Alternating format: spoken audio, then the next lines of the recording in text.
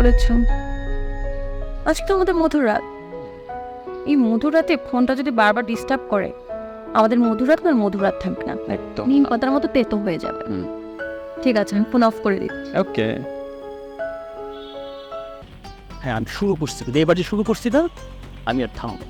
থামবা না মানে কি? কারণ তোমার আব্বার যে কাজ করছে না, তোমার ওপর থেকে আমার বিশ্বাস উঠে গেছে। তুমি দেখো, তুমিও একদিন ওই মেয়ের মতো কোন একটা বুড়েকে পাইছা নিবা। একটা কথা আছে না, যে দুনিয়ার ঋণ দুনিয়াতে শোধ হয়ে যায়। শোনো, আচ্ছা একটু আস্তে আস্তে, এত চিল্লাচিল্লি করো না, রুমটুন জানাজানি হয়ে যাবে। আমি নিজের কন্ট্রোল করতে পারতেছি না। শাহানা, তুমি সরে যাও। ওরে এত বড় সাহস, ওকে আমি আসতে দেবো না। ওরে এত বড় সাহস হলো কিভাবে? দয়া করে তুমি বেডরুমে যাও, আমি ওকে জিজ্ঞেস করছি। আমি তো ওকে জিজ্ঞেস করছি, ও তো বড় একটা ভুল করে ফেলছে, তাই বলে আমার গায়ে হাত তুলবা? পরে আর তোর মেয়ের আমি টুকরা টুকরা করে রোদতে ভাসায় দিব। এই জানোস, তোর মেয়ে কারে বিয়ে করছে? তোর মেয়ে যে কলেজে পড়ে না, ওই কলেজের ম্যানেজিং কমিটির সদস্য 65 বছর বয়স্ক এক বুড়ারে বিয়ে করছে।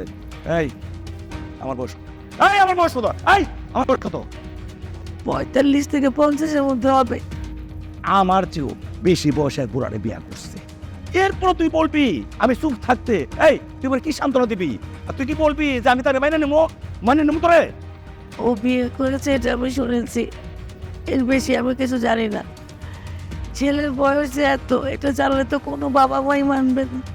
সকালবেলা পরে আমি এমন শিক্ষা দিব যাতে ও বুঝতে পারে কত বড় চুনকালি আমার মুখে দিছে।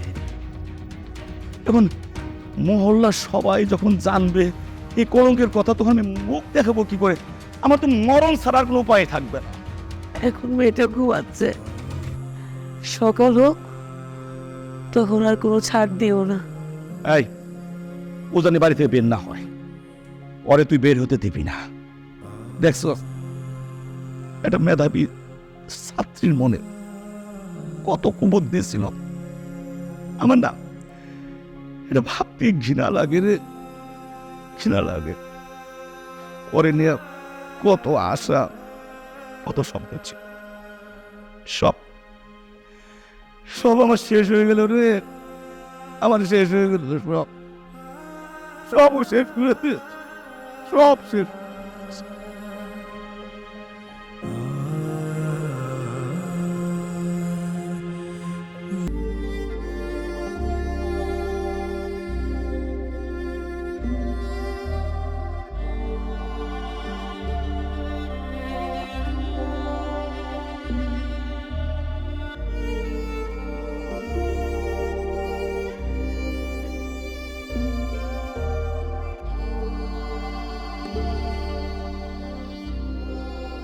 আব্বু, তুমি কি কোনো টেনশন করতেছো? দিশা ওর বাসায় চলে যাওয়ার পর থেকে ওর সাথে কোনোভাবেই যোগাযোগ করতে পারছি না। আমার মনে হয় ও বড় কোনো একটা বিপদে ফেসে গেছে। এটা হওয়াটা তো স্বাভাবিক, তাই না? আসলে তুমি ওকে যেতে দেওয়াটাই তোমার ভুল হয়েছে আব্বু। না না, আমার মনে হয় আমার ওর বাবা মার সাথে যোগাযোগ করা উচিত। না হলে তো তারা বলবে যে আমি তাদের মেয়েকে কিডন্যাপ করে জোর করে বিয়ে করে ফেলেছি, নানান ধরনের ঝামেলা করতে পারে। এখন যদি ওকে আর না আসতে দেয়? ওকে কেউ আটকে রাখতে পারবে না, এইটুকু বিশ্বাস ওর প্রতি আমার অবশ্যই আছে। তারপরও তুমি ওকে 2-1 মাস পর যেতে দিতে পারতা। এর 2-1 দিনের ভিতর কেন তুমি ওকে যেতে দিলা? সেটাই আমার মনে হয় এই ভুলটা আমার হয়ে গেছে। তারপরও আমি ওর সাথে কন্টিনিউয়াসলি যোগাযোগ করার চেষ্টা করছি। যদি যোগাযোগ হয়, কি কথা হয় সেটা আমি তোকে জানাব। আব্বু, তুমি যদি দিশার সাথে যোগাযোগ করতে পারো তাহলে তুমি আমাকে আপডেটটা জানাইও। ঠিক আছে, তুই কোনো টেনশন করিস না, যা ঘুমিয়ে পড়। ঠিক আছে আব্বু। ও আব্বু, তুমি ওষুধ খাইছো? আমি খাবো, ওষুধ খাবো, তুই যা ঘুমিয়ে পড়, কোনো টেনশন করিস না। ওকে আচ্ছা আব্বু, আমি আসি। Good night.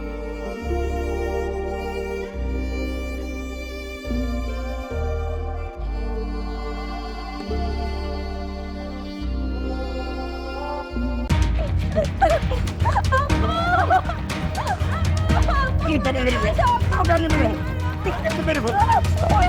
দাঁড়াও, দাঁড়াও, তুমি এটা পড়ে যাবে। ওর মরে যাওয়াই দরকার। ও বাইসটা থাকলে সমাজে কলঙ্ক হবে।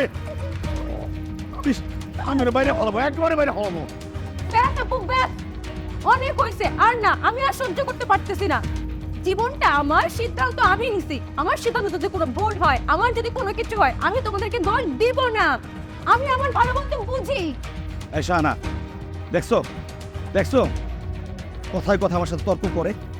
এই জীবনটা তোর হলো একটা রুচিবোধ আছে মানুষের। টাকার লোভেও যে বুড়াকে বিয়ে করছো, 2 দিন পরে বুড়া যে মারা যাবে, তখন তোর কি হবে? আমাকে নিয়ে তোমাদের ভাবতে হবে না, আমারটা আমি বুঝবো। শোন, কান খুলে একটা কথা শুন। ওই 60-65 বছর বুড়ার সাথে আমি তোর সংসার করতে দিব না। প্রয়োজন হলে আমি নিজের হাত তোকে পারি।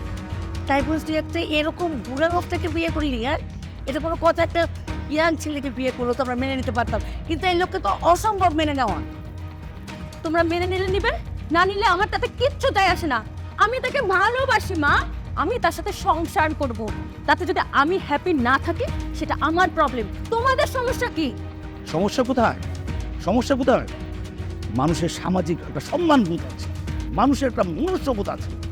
এই দুনিয়া এতটা রসাতলে যায়নি।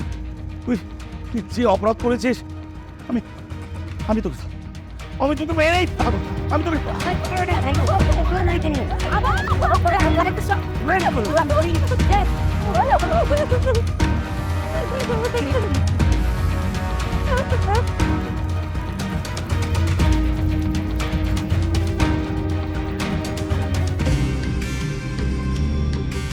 আমি যে তোমাকে ভালোবাসি, এটা তুমি বিশ্বাস করতে চাও না? ছোট তোমাদের মতো মেয়েদের কিভাবে বিশ্বাস করবো বলো? তুমি তো আমাকে ভালোবাসো, কিন্তু দেখা গেল যে বিয়ে করছো একজন 60-65 বছর একজন বৃদ্ধকে, তাহলে বিশ্বাস করবো কিভাবে তোমাকে আমি? আরে বাবা, একটা বিষয় নিয়ে কেন তুমি বারবার তোমার আর আমার মধ্যে বিশৃঙ্খলা সৃষ্টি করতেছো বলো তো? দেখো, তোমার প্রতি, তোমার বাবার প্রতি আমার যে ঘৃণা তৈরি হয়েছে, তা মুখে বলে আমি শুধু ক্ষান্ত হতে পারছি না।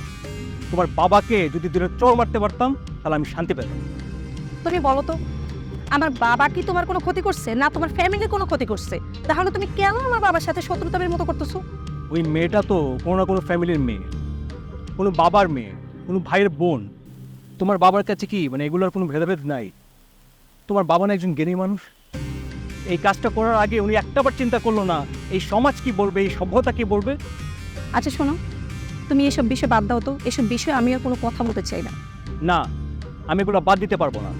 যেদিন থেকে শুনেছি যে তোমার বাবা ওই মেয়েটাকে বিয়ে করেছে, সেদিন থেকে আমি ডিপ্রেশনে চলে গেছি। আশ্চর্য, আমার বাবা বিয়ে করছে, এতে তোমার ডিপ্রেশনে যাওয়ার কি আছে? তোমাদের মতো শুধুমাত্র আমি নিজেকে নিয়ে ভাবি না।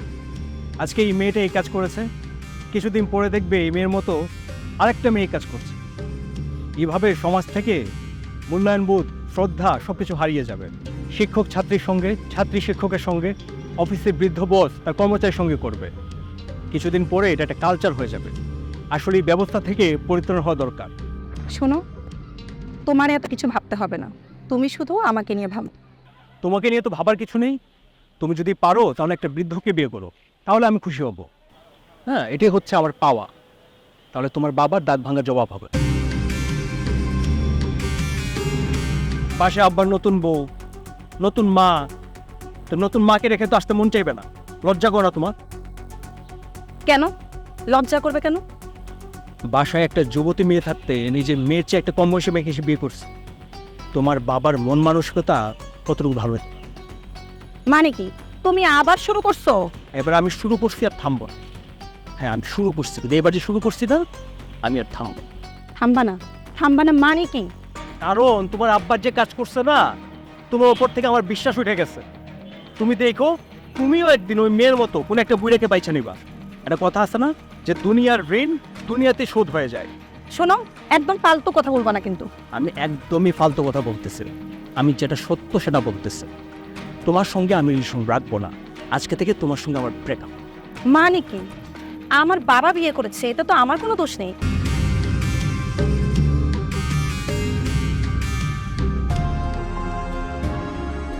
খেতে দিয়েছি, খাবি চল। আমি খাবো না। তোমরা যতদিন আমাকে ওনার কাছে যাইতে দিব না, ততদিন আমি কিচ্ছু খাবো না। মনটা চার থাপ্পড় দিয়ে গাল খাওয়াই। লজ্জা করে না আমার সামনে এগুলো বলতে? আম্মু প্লিজ ওনার সম্পর্কে আর একটা বাজে কথা বলবা না। উনি যেমনই হোক আমি ওনাকে পছন্দ করে ভালোবাসি, উনি আমার হাজবেন্ড। যদি জানতাম বড় হয়ে এরকম কেলেঙ্কারি করবি, ছোটবেলায় আতুর ঘরে না বিষ দিয়ে মেরে ফেলতাম।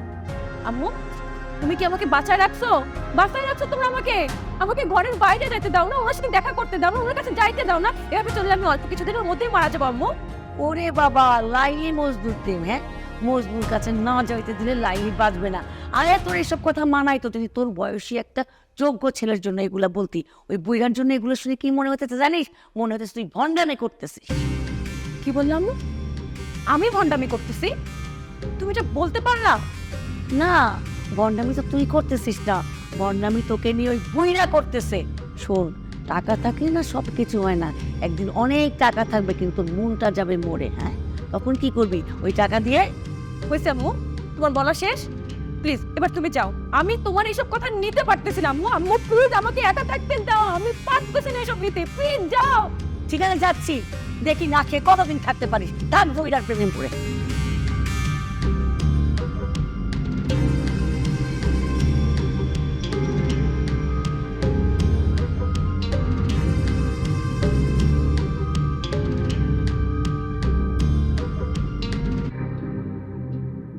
আপু, তোমার সঙ্গে আমার কিছু কথা ছিল।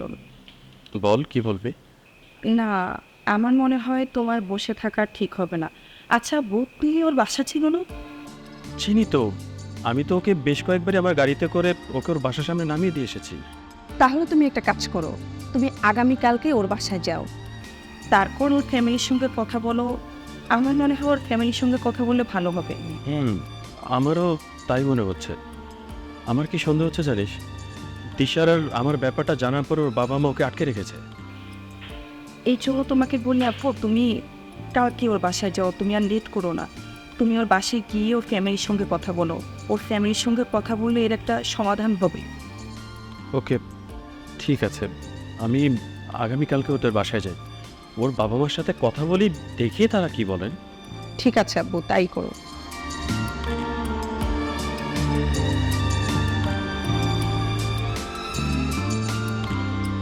শরীফ, আমি দিশার সাথে দেখা করতে এসেছি। কিন্তু আপনাকে তো আমরা চিনলাম না। আমি আপনি দৃশ্যের সাথে কেন কথা বলবেন? দেখুন, আমি যতটুকু জানি আপনারা পুরো বিষয়টা অলরেডি জানেন। ও, আপনি আপনি শেষ পর্যন্ত আমার বাসায় এসে হাজির হয়েছেন। এই, আপনার লজ্জা করে না? আপনার মেয়ের বয়সী একটা মেয়েকে বিয়ে করে তার জীবন তো নষ্ট করেছেন, আবার ওর বাসায় এসেছেন। দেখুন, আমি তো জোর করে কিছু করিনি আপনার মেয়ের সাথে, যা হয়েছে আমাদের দুজনের সম্মতিতেই তো হয়েছে। জোর করে বিয়ে করেননি, কিন্তু ওকে টাকা লুটতে গিয়ে ফুলিয়ে ভালিয়ে বিয়ে করেছেন।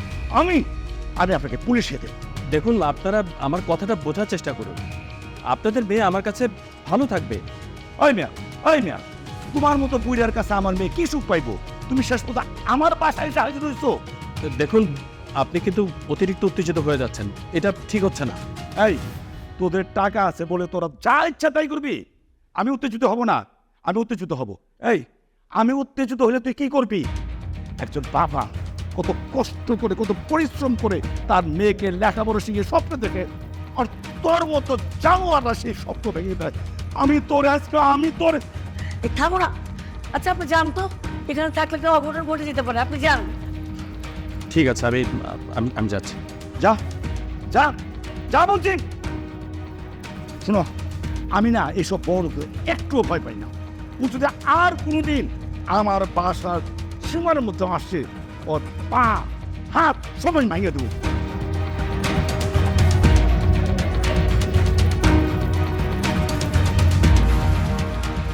দিশা, এই দিশা, ওর বলতেছি। উফ আম্মু তুমি আবার আসছো? প্লিজ আমি তোমাকে রিকোয়েস্ট করতেছি, আমার কাছে এসো না, আমাকে একা থাকতে দাও প্লিজ। ছি, এই তো রুচিবোধ। বুড়াটা তো আসছিল। কোথায়? আমি জানতাম উনি আসবে। ফিল্ম করতেছো, হ্যাঁ? নায়িকা হইছো, নায়িকা হয়ে জেনে গেছে একদম নায়ক আসবে নিতে। তোর বাবা না আর কতক্ষণ থাকলে একদম টুরি মেরে কি যে করতো। যদি এরকম কোনো কিছু করো আমি কিন্তু তোমাদের কাউকে ছাড়বো না। বেয়াদব মেয়ে, ওদের ছাড়বি না মানে? এই, তুই তো নষ্ট হয়ে গেছিস, ওই বুইটার সাথে প্রেম করে তুই নষ্ট হয়ে গেছিস। তোমাদের মন মানসিকতা নষ্ট হয়েছে আম্মু, আমি নষ্ট হই নাই। এই চুপ কর, আর একটা কথা বলবি না। তোর এই ঘরেই থাকতে হবে, এই ঘরের বাইরে তুই যেতে পারবি না। তোর খাওয়া দাওয়া সব কিছু বন্ধ। বুইরার প্রেমের ভূত তোর ঘাট থেকে যতদিন পর্যন্ত না নামে এখানে বন্দি থাকবি, বলে দিচ্ছি। থাকবো, ঠিক আছে, রাখো, বন্দি করে রাখো। কতদিন রাখবা? একদিন না একদিন আমি তার কাছে যাবই, খাবো না আমি। আমার সাথে অন্যায় করতেছো আম্মু, অবিচার করতেছো। আমাকে আমার ভালোবাসার মানুষের কাছে যাইতে দিচ্ছ না। আম্মু প্লিজ আমাকে যাইতে দাও, আমাকে ওনার কাছে যাইতে দাও